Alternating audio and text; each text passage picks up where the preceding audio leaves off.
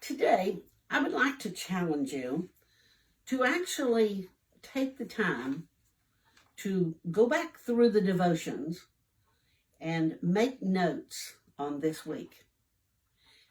Not for anything having to do with me, but having to do with the fact that I've been trying to cover some of the events in Jesus' life. Get pencil and paper and actually think about what he went through just days before he died for you. Today, I just want to point you toward Matthew 24. The other Gospels, two of the other Gospels deal with the same subject. It's called the Mount Olivet Discourse, simply because the disciples came out and wanted to show Jesus the temple. Now, of course, they were just wanting to show him the temple. But you can imagine all the thoughts of Jesus as he thought back through the tabernacle, the first temple, the second temple, and the temples going in that a temple possibly in the future. And as he was thinking about that temple, his next thought went to the fact that in 70 A.D., according to historian Josephus and history, that the Romans would finally burn Jerusalem and the city. And Jesus gives them advice here that there will not be left one stone on another. And he went up into the Mount of Olives, and the disciples went with him, and they asked him, in my opinion, 3 questions.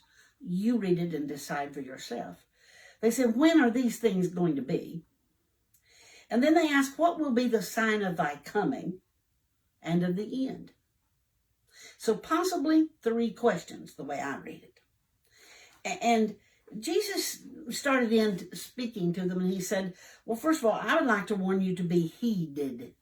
Heed. Don't let anybody deceive you. There's going to be people come and say they are Christ. You're going to hear of war and rumors of war. Don't be troubled. All these must come to pass, but the end is not yet. Nation is going to rise against nation, kingdom against kingdom.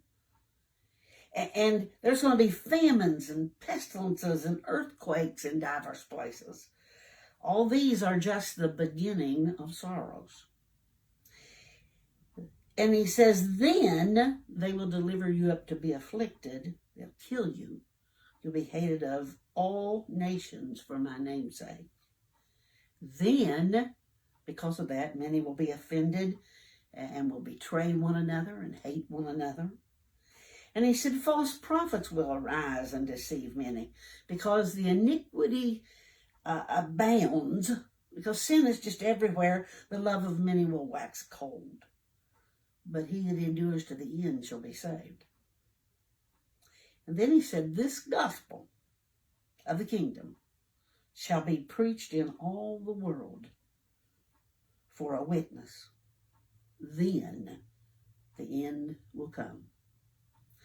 I was reading several places just to get my bearings on the rest of Matthew 24, which I'm challenging you to read, which will answer one of these 3 questions.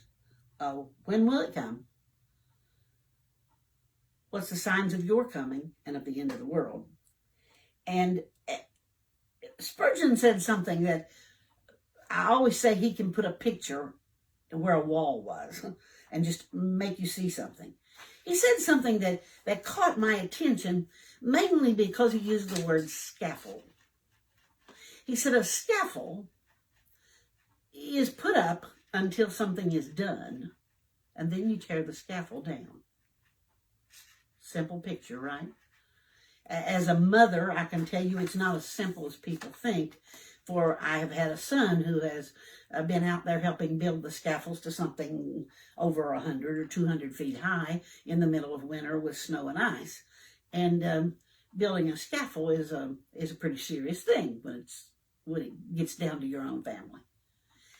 But thinking about a scaffold, it's constructed only so whatever you're building can be done. And Spurgeon said, this world is a scaffold to build the church. And when the church is done, the earth isn't needed anymore. It's just a scaffold. Throw it away. Tear it down. Move it. I had never thought of that before. And then it took me into thinking that's why the temple that's built here out of flesh, out of the earth, built out of flesh and blood, it isn't needed in heaven because it was just a scaffold.